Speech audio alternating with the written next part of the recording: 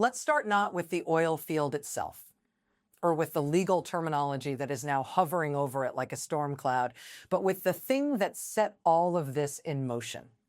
A single date. October 23rd.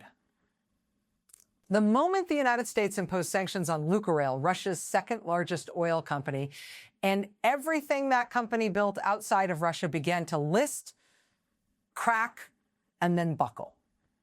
Because for decades, Lukoil had engineered a sprawling overseas empire.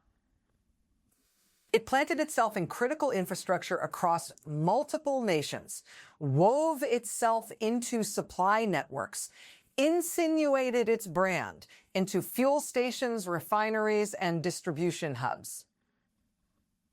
Hundreds of billions invested, an entire outward-facing identity constructed brick by brick. And then October 23rd arrives, and suddenly the company finds itself unable to do the most basic function any business depends on, make or receive payments. A global enterprise without the ability to transact is like an oil field without pressure. Things don't degrade gradually. They collapse. So here we are. And today, the headline isn't about Bulgaria or Finland or Moldova, though they each have their own unfolding dramas. Today, the headline is Iraq, because Lukoil has taken a step no other Russian company has taken since the invasion of Ukraine. It has declared force majeure on one of Iraq's most productive oil fields. Now, for anyone who hasn't spent time reading the fine print in energy contracts, force majeure may sound like vague legalese. In reality, it's the emergency glass box on the wall. Break only if the roof is truly caving in. A force majeure clause is the legal mechanism a company uses to say, events beyond our control have made it impossible for us to meet our obligations, where we're suspending operations. You can't penalize us for it. You can't sue us over it. We are protected, and the triggers for invoking it are the sorts of things nobody actually wants to test. Wars, sanctions, political upheaval, natural disasters. In this case, sanctions. Sanctions imposed because of a war Lukoil didn't initiate and cannot stop. The Iraqi field where all this is happening produces nearly 500,000 barrels of oil every single day. That is roughly 9% of Iraq's national output. 9% doesn't sound like a big slice until you're the one responsible for keeping a nation's fuel flowing, its refineries supplied, its export revenues stable, and its political temperature under control. Oil is not just a commodity in Iraq, it is the circulatory system.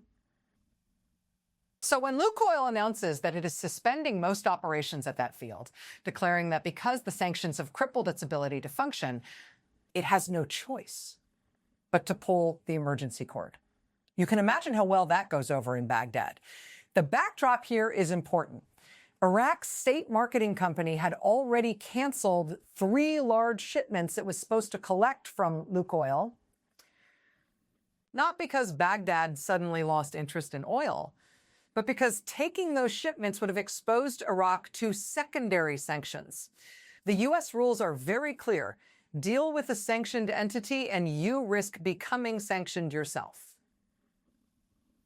Lukoil, now cornered, responded to those cancellations by giving Baghdad a 6-month ultimatum: fix the payments issue or face a complete production shutdown. When a company owns 75% of a joint venture, it has the power to make that kind of threat. And now we have the result: force majeure, a freeze on normal operations. All non-Russian and non-Iraqi staff dismissed from the site. Essential functions only.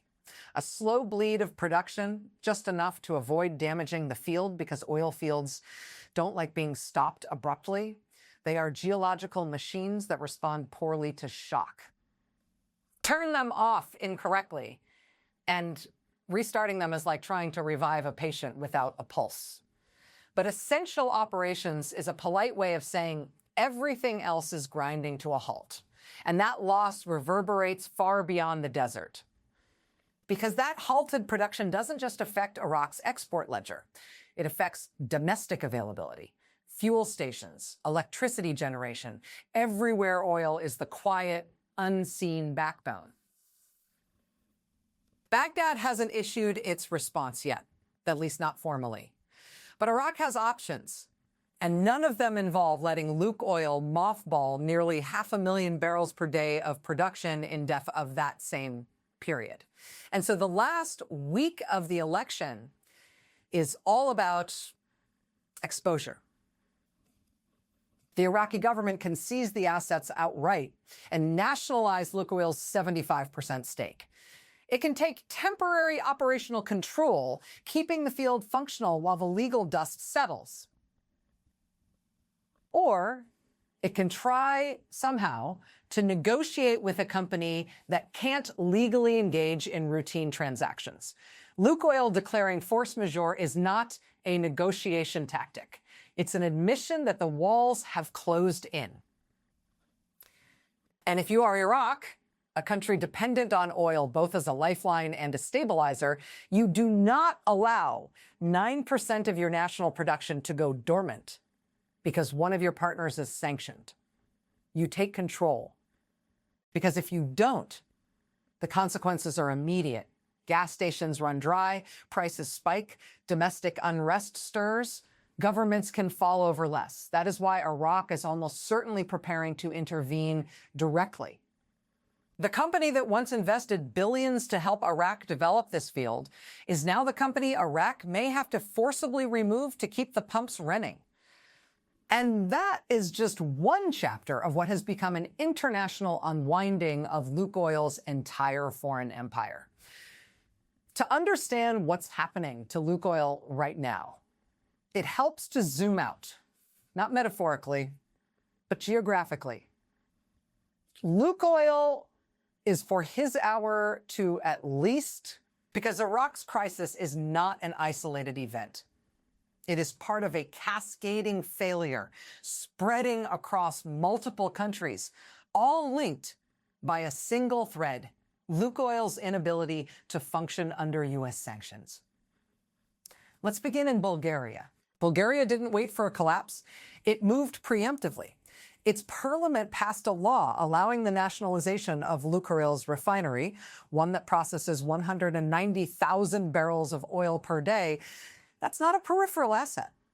That's essential national infrastructure. If that refinery stopped operating, Bulgaria would face the kind of supply shock that rattles governments.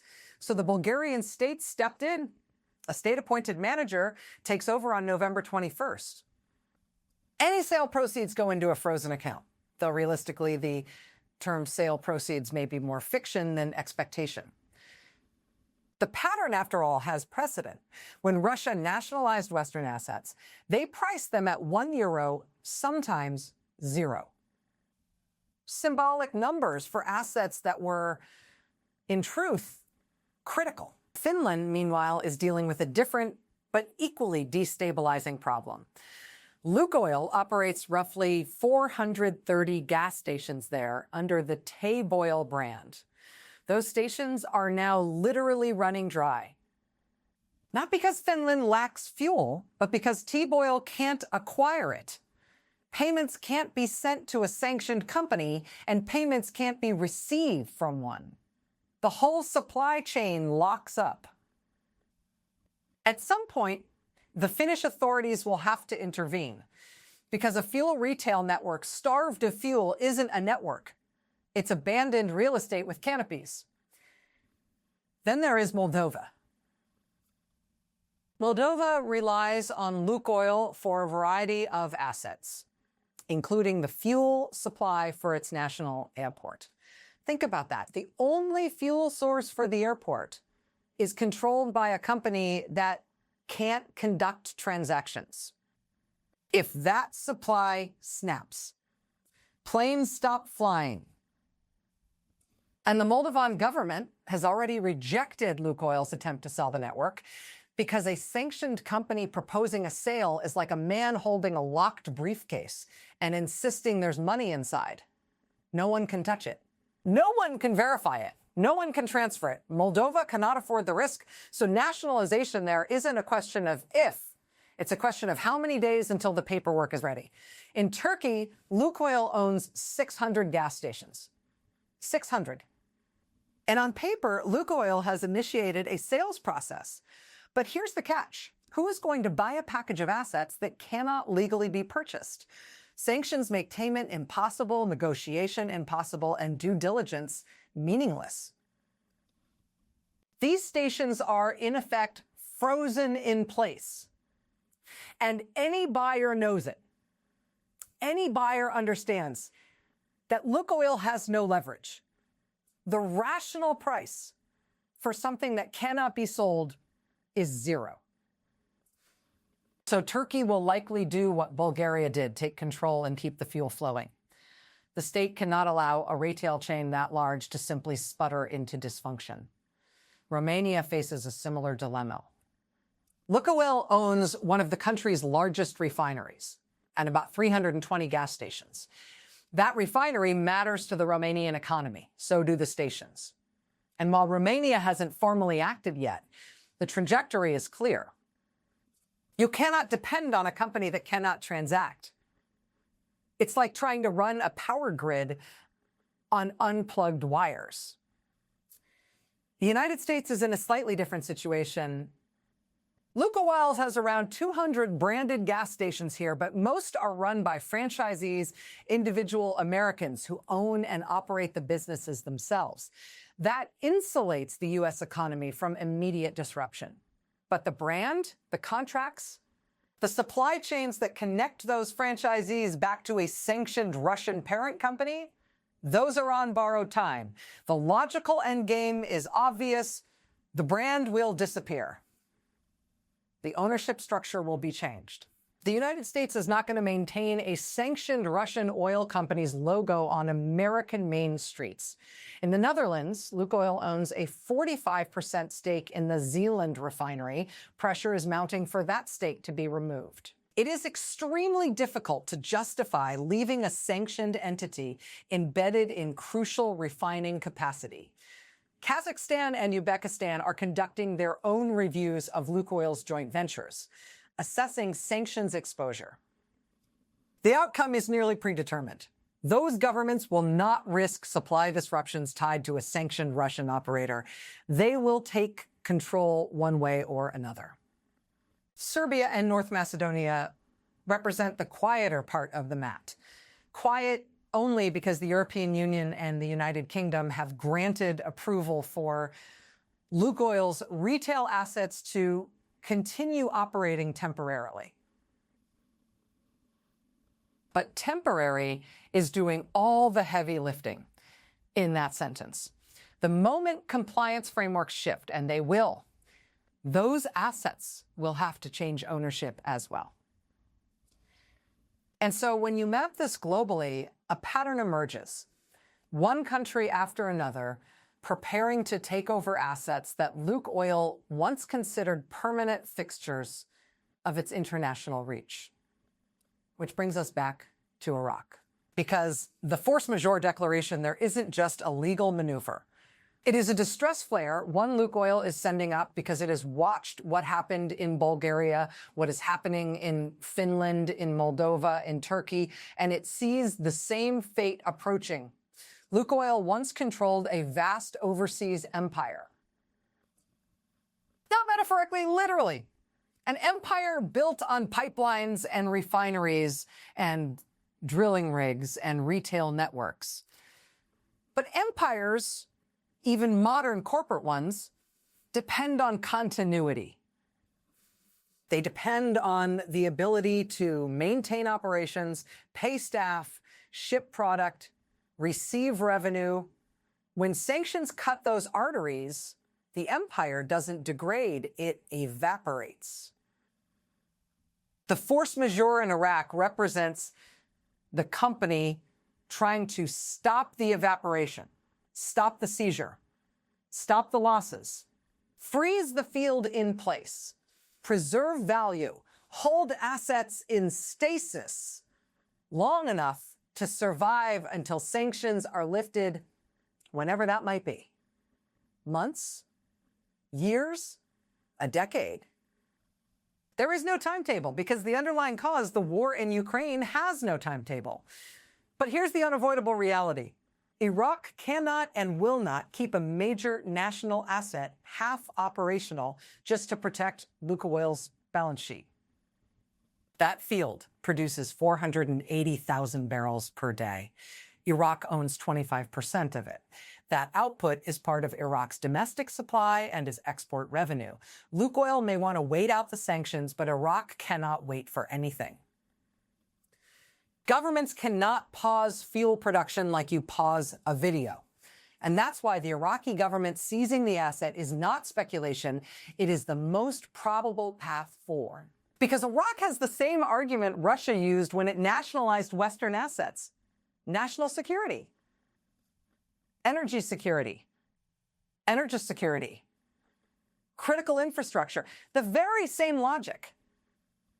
Meanwhile, Lukoil has already lost control of almost every major overseas facility it operated. Even where the assets have not yet changed hands, the economics have. A refinery you cannot supply is not your refinery. A fuel station you cannot stock is not your station. A joint venture you cannot fund is not your venture. The legal titles remain, but the control is gone.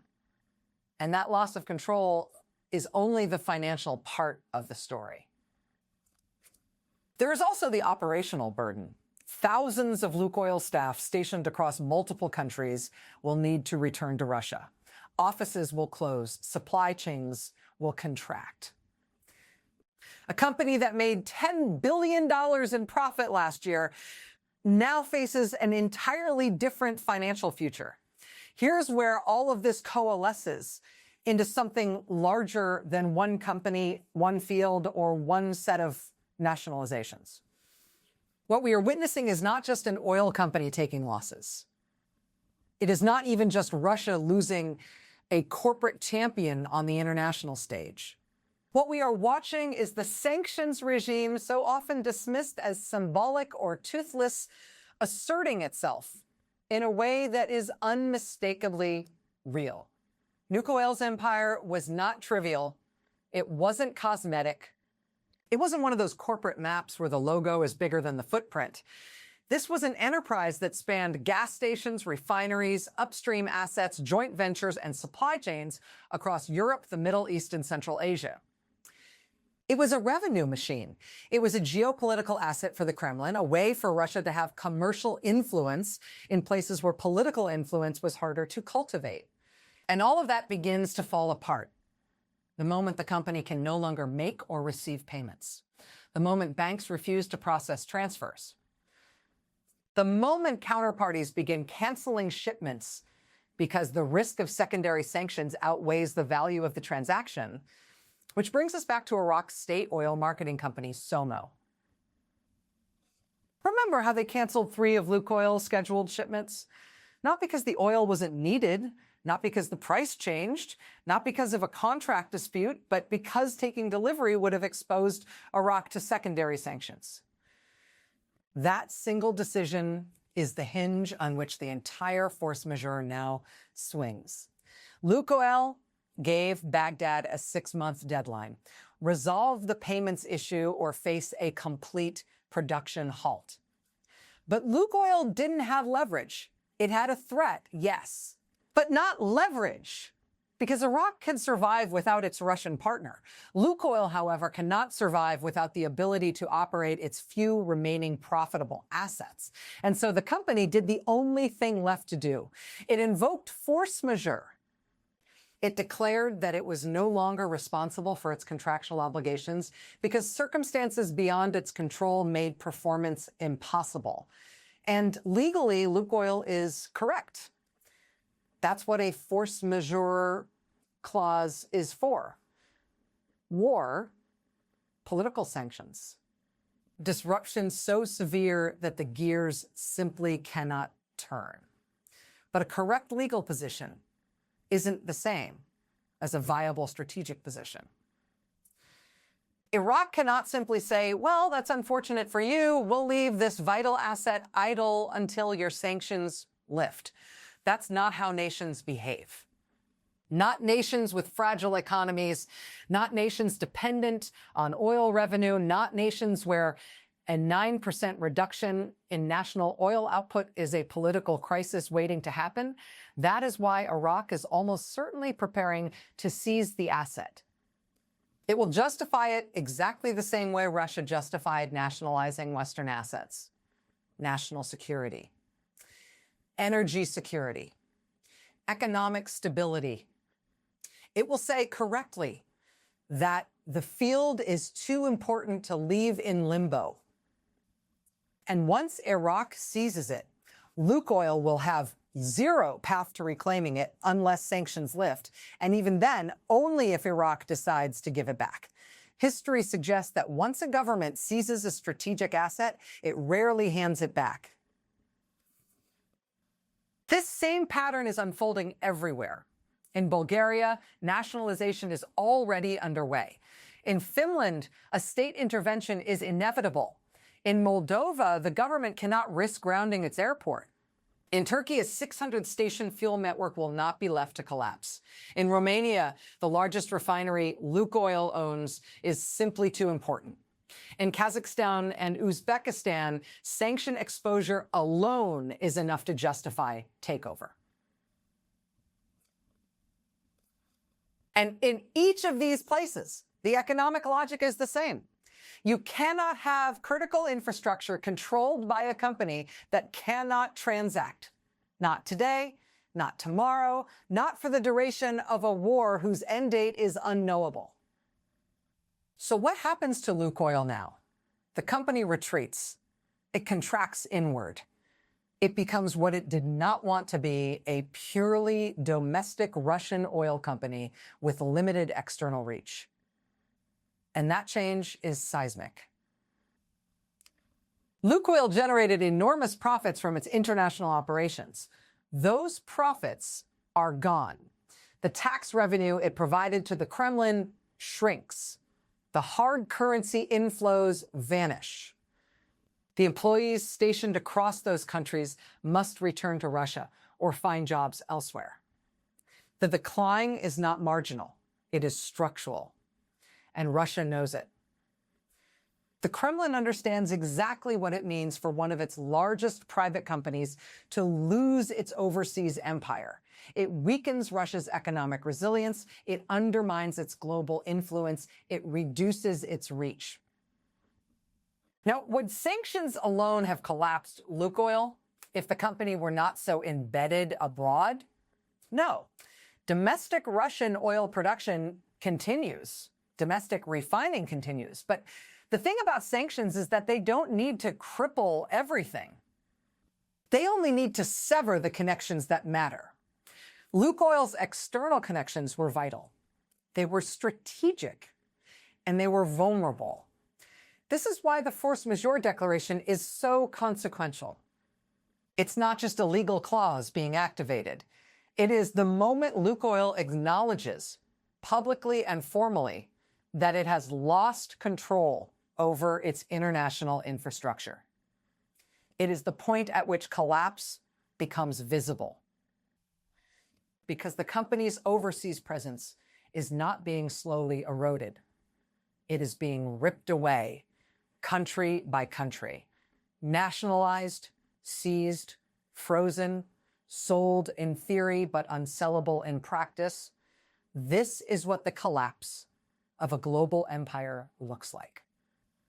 Not with explosions or dramatic headlines, but with banks refusing transfers, governments passing emergency laws, fuel stations running dry, refinery managers being replaced, shipments being canceled, and finally, force majeure. And that is why today's development isn't just another story about sanctions. It is a demonstration of what sanctions actually do when they hit the right artery. They isolate. They immobilize. They reduce even large corporations to regional entities. Lukoil made $10 billion in profit last year. This year, it faces the very real possibility of losses. high fixed costs, collapsing revenue.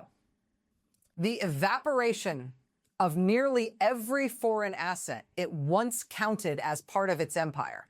And Iraq, this force majeure, may be the most public example, but it is not the first blow, and it will not be the last.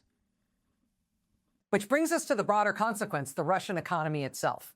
Because Lukoil was not just any company. It was one of Russia's biggest taxpayers, one of its marquee global brands, one of its major sources of foreign currency, one of its most visible corporate ambassadors. When its foreign empire collapses, Russia loses more than corporate revenue. It loses influence, it loses leverage, it loses presence. And this is happening not because of a battlefield defeat, not because of diplomatic isolation, but because of sanctions. Sanctions aimed directly at the operational viability of Russia's most important private oil company. So when Lukoil declares force majeure in Iraq, the first Russian company to take this step since the invasion began, it signals a new phase. The phase where corporate retreat is no longer theoretical, it is literal. The sanctions are working. Not instantly, not everywhere at once, but decisively and in ways that cut deep. Lukoil's declaration is, in effect, a white flag, a reluctant one, a legalistic one, but a white flag nonetheless. The company cannot operate. It cannot trade. It cannot hold its assets together. And the world is watching as those assets are taken over one by governments that can no longer afford to wait.